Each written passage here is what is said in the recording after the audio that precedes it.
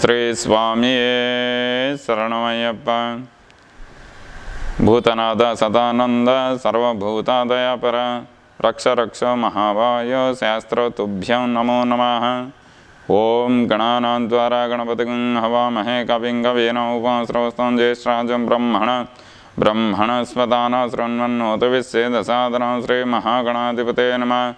ఓం శ్రీ వల్లీదేవ సమేత సుబ్రహ్మణ్య స్వామి నమః. ఓం శ్రీ స్వామి శరణమయ్యప్ప. చాలామంది భక్తులు మాకు ఫోన్ చేసి అడగడం జరుగుతుంది, గురువుగారు నరదిష్టి ఉన్నదని ఇంట్లో ఎలా తెలుసుకోవాలి, నరదృష్టి పోవడానికి ఏదైనా పరిహారం చెప్పండి గురువుగారు అని ఫోన్ చేస్తున్నారు. కనుక వారి గురించి చెప్పడం జరుగుతుంది. అమావాస్య రోజు ఒక గాజు గ్లాసులో నీళ్లు పోసి ఒక నిమ్మకాయ పెట్టండి. అదే అమావాస్య రోజు గుమ్మానికి ఒక బూడిద గుమ్మడికాయ కట్టండి.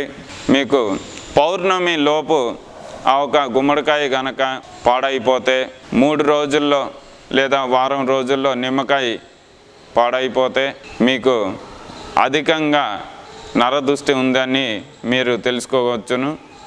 కావున ఈ యొక్క నరదృష్టి పోవడానికి మీరు చేయవలసిన శాంతి ఏంటంటే, మీకు ఇష్టమైన దైవం లేదా శివాలయంకి వెళ్ళి గుమ్మడికాయ పూజ చేసి తీసుకొచ్చి గుమ్మానికి కట్టండి.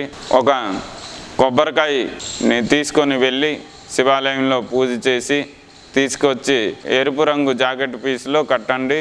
ఆ కొబ్బరికాయల్లో 2-3 నాణ్యాలు కాయిన్స్ వేసి ముడుపు కట్టి శివాలయంలో పూజ చేసుకున్నాక తీసుకొచ్చి ఇంటి గుమ్మానికి ఆ ఒక కొబ్బరికాయ గుమ్మడికాయ కలిపి కట్టండి. అనంతరం అలోవీరా చెట్టు అంటారు, కలబంద చెట్టు, అది కూడా గుమ్మానికి కట్టండి. మీకు ఉన్నటువంటి నరదృష్టి, ఈశ అసూయ దోషాలు తొలగి మంచి ఫలితాలు పొందుతారు.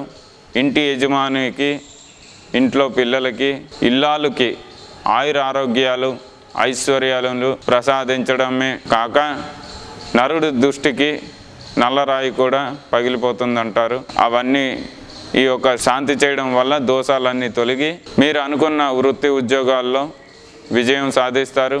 ఇల్లాలకి ఎలాంటి బంధువులతో వచ్చినటువంటి చికాకులు సమస్యలు కూడా తొలగిపోయి మనశ్శాంతిని ప్రసాదిస్తుంది. కావున ఆత్మవిశ్వాసంతో ముందుకు వెళ్ళి వారు అనుకున్న పనుల్లో విజయం సాధిస్తారు. శుభం.